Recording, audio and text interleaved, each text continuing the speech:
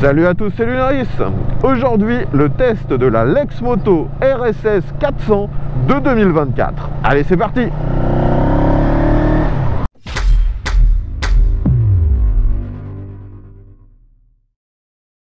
Les amis, aujourd'hui de nouveau une moto extrêmement rare. Elle est tellement rare que finalement je suis le premier à vraiment pouvoir l'essayer, vu que cette moto n'est même pas encore vraiment distribuée.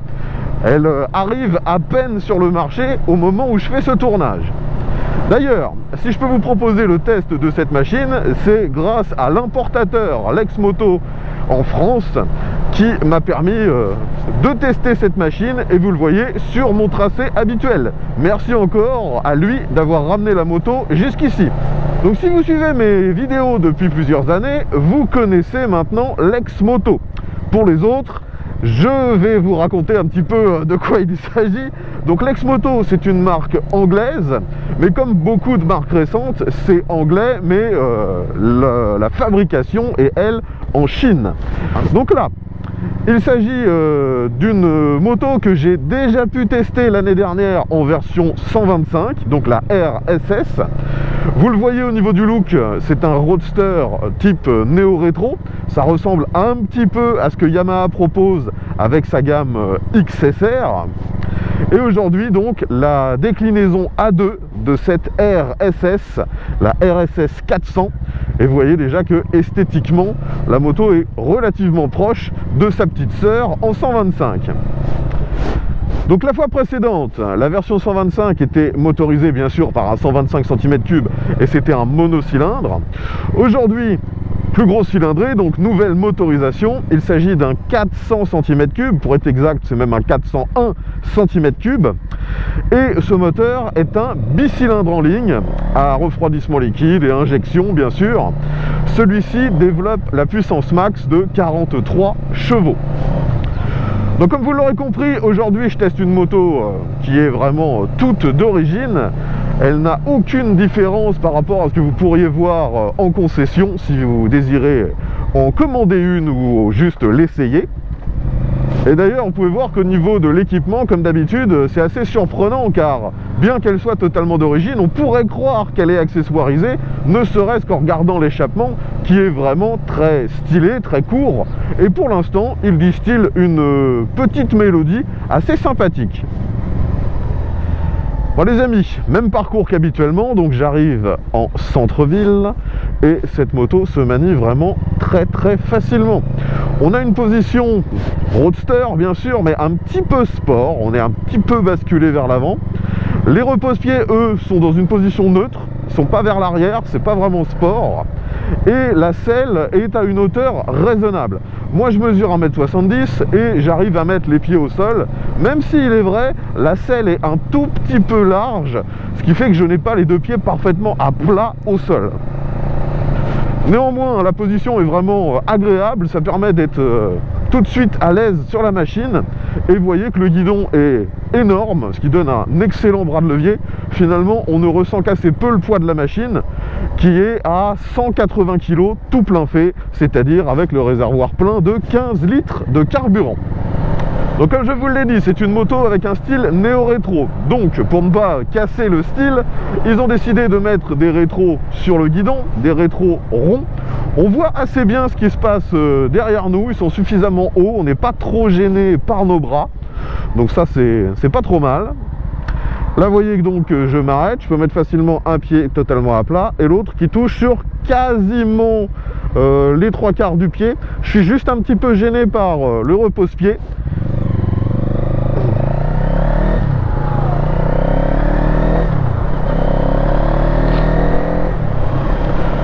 Bon, pour l'instant, hein, ce petit moteur est très agréable en ville. Hein. J'ai pas du tout besoin de monter à haut régime pour avoir un minimum de patates. Et surtout, je suis pas obligé de le cravacher. Hein. Là, vous voyez que j'évolue la plupart du temps à 4000 tours. La sonorité de l'échappement, de nouveau, est plutôt agréable lorsqu'on reste comme ça à assez bas régime. C'est vraiment pas mal pour l'instant.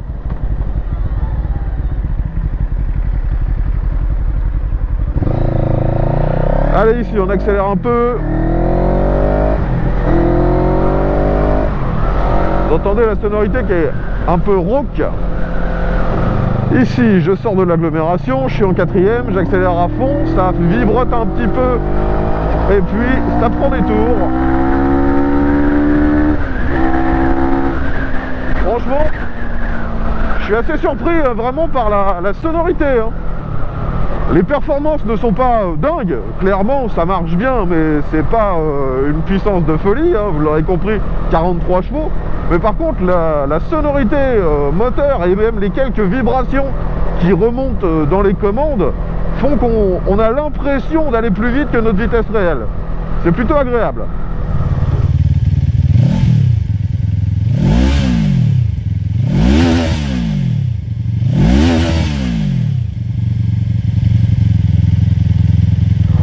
Bon, ensuite, hein, comme sur la 125, bien sûr, il n'y a pas vraiment de protection. On a juste un petit saut de vent juste derrière le compteur, mais c'est purement pour la décoration, hein. Ça ne fait pas vraiment office de protection. Maintenant, j'arrive sur un passage à basse vitesse. Ouais, ça se manœuvre pas trop mal, mais bon, c'est pas non plus aussi facile qu'avec la 125, bien sûr. Là, les pneus sont quand même un peu plus larges. Ce sont toujours des roues en 17 pouces. Mais à l'avant, c'est un 120 et à l'arrière, un 160. Ce qui semble un petit peu gros pour une moto avec 43 chevaux. Donc les amis, me revoilà ici afin de tester l'accélération. On va bien sûr faire la même chose avec cette machine. Je rappelle donc qu'elle est donnée pour 43 chevaux, 180 kg tout plein fait. Il y a bien sûr l'ABS, mais il n'y a pas d'autres aides électroniques. C'est une machine, on va dire, relativement simple. Allez, c'est parti. Voyons comment ça se comporte. Ouais, la sonorité est vraiment sympa.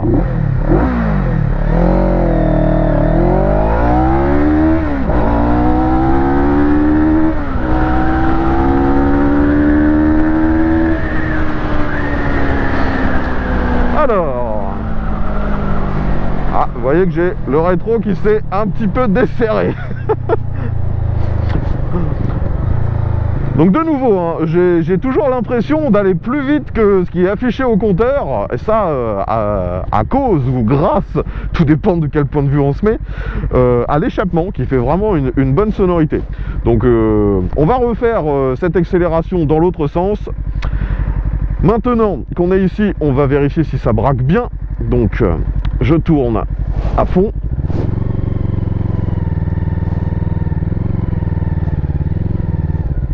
Et oui, vous voyez que je finis pile sur l'autre fil. Je suis bien. Donc on est reparti pour une nouvelle accélération. Je vais essayer de monter quasiment au rupteur jusqu'à 10 000 tours, voir vraiment comment ça se comporte. Je crois que la puissance max arrive vers les 9000. Et ensuite, on va tester le freinage. Allez, let's go!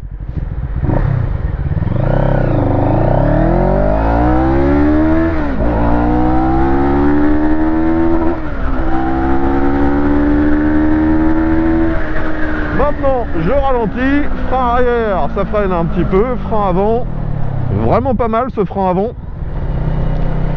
Vous pouvez voir d'ailleurs que sur cette 400, le freinage a été bien sûr totalement modifié, hein. On a maintenant un double disque à l'avant et la sensation est plutôt bonne. Globalement, la sensation au freinage est bonne et l'efficacité également. Vous voyez que le levier de frein est réglable en écartement sur 4 positions. Malheureusement, l'embrayage, lui, n'est pas réglable en écartement. Allez, un petit rond-point. Ouais, ça se bascule pas trop mal. Allez, on réaccélère.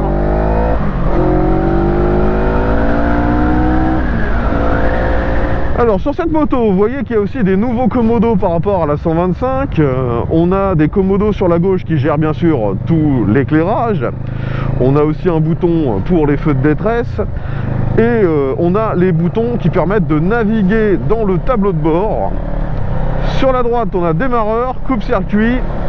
Et petite particularité, vous pouvez voir que les commodos sont rétro-éclairés. Le tableau de bord, lui, est toujours confié à un écran, comme sur la 125. C'est un écran couleur, avec un traitement mat.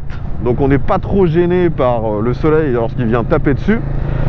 Le menu principal vous indique bien sûr votre vitesse, le compte tour, le rapport engagé, la contenance de votre réservoir, la température du liquide de refroidissement, si vos feux sont allumés, et on a même un petit voyant qui vous indique si le Bluetooth est activé, parce qu'on peut avoir une connexion avec le smartphone. La seule chose qui manque, c'est la consommation instantanée et moyenne. On peut également naviguer dans certains menus afin de paramétrer l'écran, et vous pouvez aussi avoir totalement un contrôle sur le diagnostic de la moto si jamais il devait y avoir une défaillance. Maintenant, vérifions si ce petit moteur est souple. Donc là, je suis à 45, je passe la 5, la 6. Ouais, ça reprend quand même. Bon, on sent bien que je suis en sous-régime. Le minimum acceptable par ce moteur, c'est 2000 tours. Mais on sent qu'il marche bien à partir de 3000 en fait. C'est pas trop mal pour un petit bicylindre en ligne comme ça. De nouveau un passage à basse vitesse. Ça se déplace avec aisance. Alors ici, je vais sortir de l'agglomération, je suis en 3e, j'accélère à fond.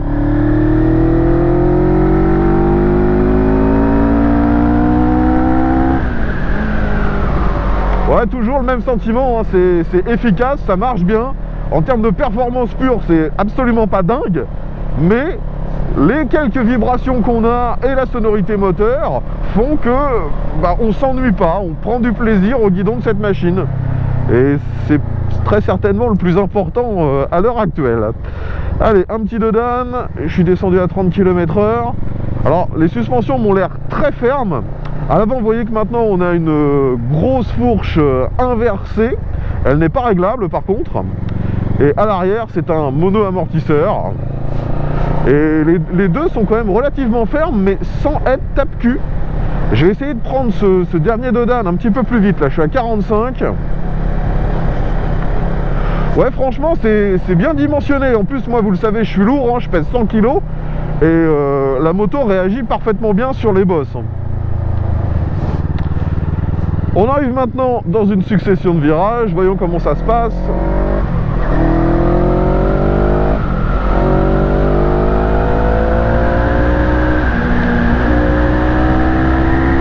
Ah, j'ai de nouveau mon rétro qui veut se faire la malle. Ouais, c'est pas grave. Bon. La moto marche bien, la sonorité de nouveau est impeccable. On a quelques vibrations qui remontent aussi dans la selle quand on reste à plus de 5000 tours. Le frein est vraiment pas mal. Elle incite presque à sortir un peu le genou.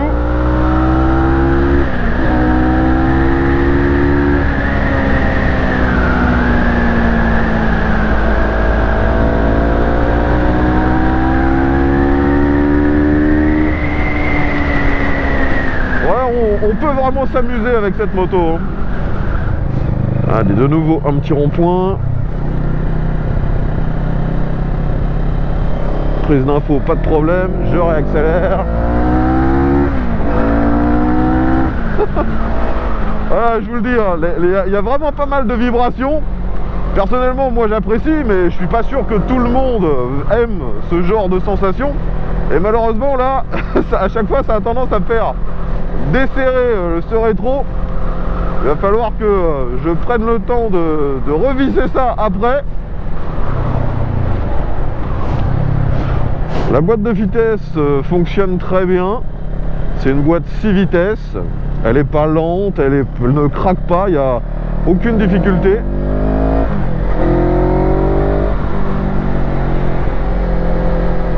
Bon, vous devez le voir, hein, là où je reste le plus souvent, c'est vers 6000 tours.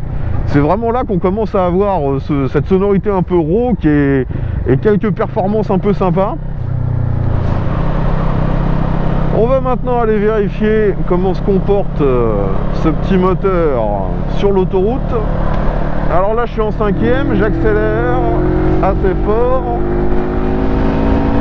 Donc vous voyez que je peux m'insérer sans réelle difficulté. Je passe la 6. Donc là je suis déjà à 105.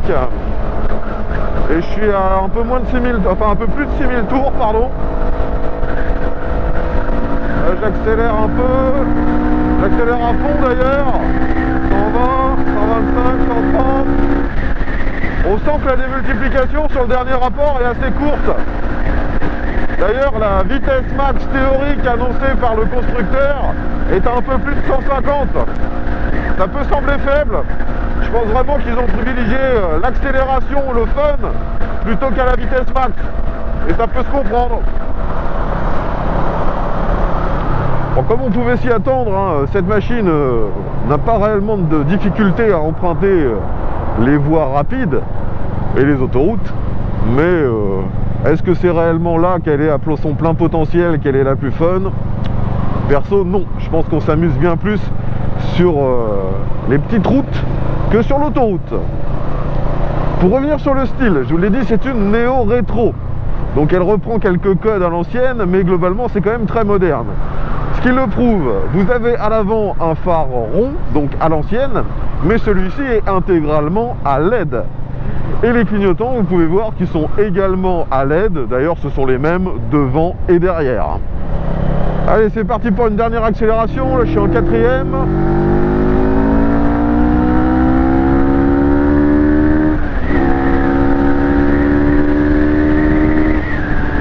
Ouais, quand il faut, ça marche pas mal. Hein. Faut pas hésiter. Comme je l'ai dit, la puissance max doit arriver vers 9000 tours. C'est pas forcément aussi haut régime que le moteur est le plus agréable par contre. Moi là où je le trouve vraiment bien, c'est entre 5 et 7-8 000. Là il a cette jolie sonorité que j'aime bien. Au-delà ça devient un petit peu plus criard, mais ça reste performant, vous l'aurez compris, hein. Jusqu'à la zone rouge qui commence à un peu moins de 10 000.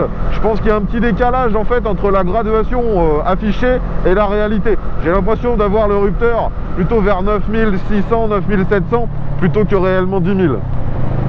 Enfin, vous l'aurez compris, au niveau dynamique, cette moto n'a vraiment pas grand chose à se reprocher, je dirais même quasiment rien, car les suspensions sont bien, les freins sont bien, le moteur, même si c'est pas le plus dingue de la catégorie en termes de perf, en comportement il est vraiment pas mal. La moto est facile, faut pas se laisser avoir. On peut croire qu'elle est un petit peu lourde, mais finalement 180 kg, quand on regarde la concurrence, les autres motos sont à peu près au même poids. Non, c'est vraiment pas mal, je suis assez surpris. Maintenant, parlons un peu des autres aspects. Tout d'abord, les aspects pratiques. Et là, c'est un peu limité, voire extrêmement limité, comme souvent sur les motos modernes. Vous pouvez démonter la selle, mais en dessous de celle-ci, vous pourrez peut-être glisser un gilet jaune, mais rien de plus. Il n'y a pas de la place pour mettre un bloc disque, un U. C'est vraiment très très très petit. Ensuite, si vous voulez rouler avec un passager, vous voyez que c'est faisable, hein, la moto est homologuée de place.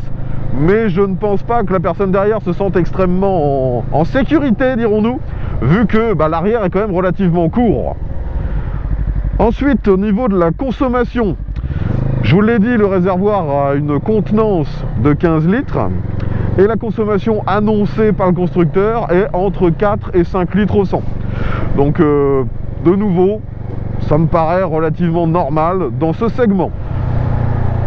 Donc maintenant, ce que vous voulez bien sûr savoir, c'est quel est le tarif de cette moto. Actuellement, donc, elle est à peine sortie et le tarif de lancement est à 5179, si je ne me trompe pas, enfin en dessous de 5200. Clairement, c'est pas très cher quand on voit que si vous voulez une moto japonaise pour le même prix, vous allez avoir une 125. Donc là, on a quand même une moto bien plus agréable en termes de performance. Après, bien sûr, vu que c'est une machine qui vient à peine de sortir, je ne peux pas vous parler de la fiabilité. Je peux juste vous dire qu'elle sera bien sûr garantie 2 ans. Enfin voilà les amis, tout ce que je pouvais vous dire sur cette RSS 400. Si vous avez des questions, bien sûr, l'espace commentaire est là pour ça. Je tiens de nouveau à remercier l'importateur de l'ex-moto d'être venu jusqu'ici afin que je puisse vous donner mon avis concernant cette nouvelle machine. Comme d'habitude, j'espère que cette vidéo vous aura été utile, que vous l'avez appréciée. Si c'est le cas, pensez bien sûr à mettre un petit pouce vers le haut, à partager la vidéo sur les différents réseaux sociaux et à vous abonner. Vous l'aurez compris, je teste très régulièrement de nouvelles machines. Je vous dis encore merci d'avoir regardé ce test dans son intégralité. À bientôt et bien à tous.